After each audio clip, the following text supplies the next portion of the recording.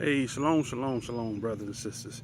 This video is for Kanye West and for all those who have been giving input on his comment about 400 years of slavery being a choice. What I want to do is I want to address something quick, and this is to you, Kanye. Let's not equate mental slavery with chattel slavery, okay? Because people today, slavery, let me just say it this way. Slavery is not predicated upon color, okay? You have white slaves, and I hate using that terminology, but black and white, you have white slaves, you have Asian slaves, you have European slaves. And when I talk about slaves, I'm talking about people that have chosen to be servants. For example, when I talk about chosen slaves, I'm talking about the employed staff versus the employer staff, right? Everybody doesn't have an employer's mentality, or as we call it, sole proprietorship or entrepreneurship, right? Because most of the people in the world are enslaved by the need to have a job, right? And so the slavery that I believe you're talking about is talking about people that are enslaved to needing someone or needing something to be a support versus being one who is a go-getter or one who is a self-starter, if you will, or someone who is an entrepreneur or business-minded person, right? Now, I think that's what you were trying to say. So maybe the 400 years statement that was used, and because when you speak of 400 years of slavery, you're talking about what the masses have come to accept is the captivity of the so-called African Americans in America, in North America, primarily in Jamestown, Virginia, which is not too far from where I am in Maryland right now. Okay? Let me throw this out at you, and I'm gonna close the video. Let's not confuse the two, okay? Slavery is a choice in the sense of when it comes to the labor force, when it comes to your own success, right? On the other hand, what the so-called blacks or African Americans have experienced was not a choice. That was a force. That was called a forced migration. And as a result of 400 years of us being here, many were not, well, all, I should say, were forced to be enslaved, right? And after being enslaved for over 200 plus years without pay to work to build America, then when they so-called freed the slaves and did what they call the Emancipation Proclamation, and then you have indentured servants, right? Not only were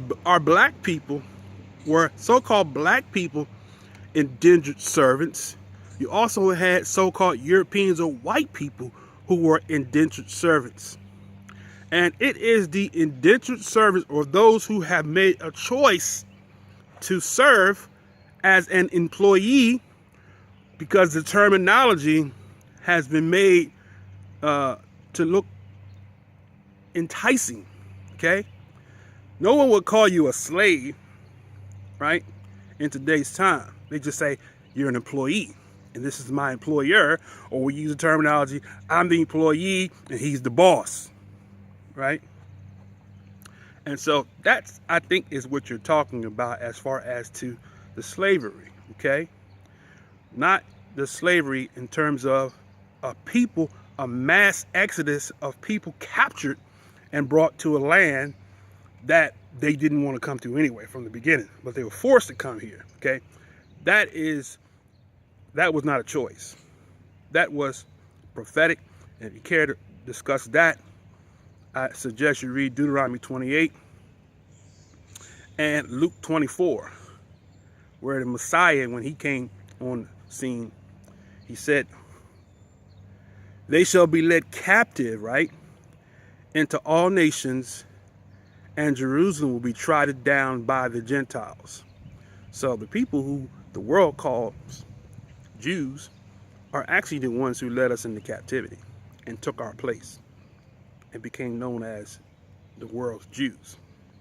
But that's another lesson for another day. But what I wanted to address was, and I've addressed it, is let's divorce that 400-year statement and let's put it in its proper perspective. You're talking about those who have chosen to be slaves or employees, or have allowed an employer to limit their horizon. Okay, when you are, most of us that know anything about success knows that when you are an employer, you set limits on how far you can go. But when you are an employee, right, or you are the one that makes the decisions, or you are the CEO, or you are the organizer of that organization that you started, then you can set your own limits, right? There's no limits put on you. And I think that is what you were trying to allude to in your conversation. So prayerfully and hopefully you got something out of that from just a brother who you don't know, but prayerfully maybe we can dialogue further. We can go a little deeper, a lot deeper, I should say. We could talk about who we are as a people. We are the people of the book. According to all the prophecies, were scattered, and we didn't make a choice to come here. We came here by force because it was prophesied in the book of Deuteronomy 28 that if we disobeyed the commandments, that we would be thrown out of our land, that we would be taken into a strange land far from our borders in ships and be sold as male and female slaves. And with that, that's all I have. Shalom, shalom, shalom.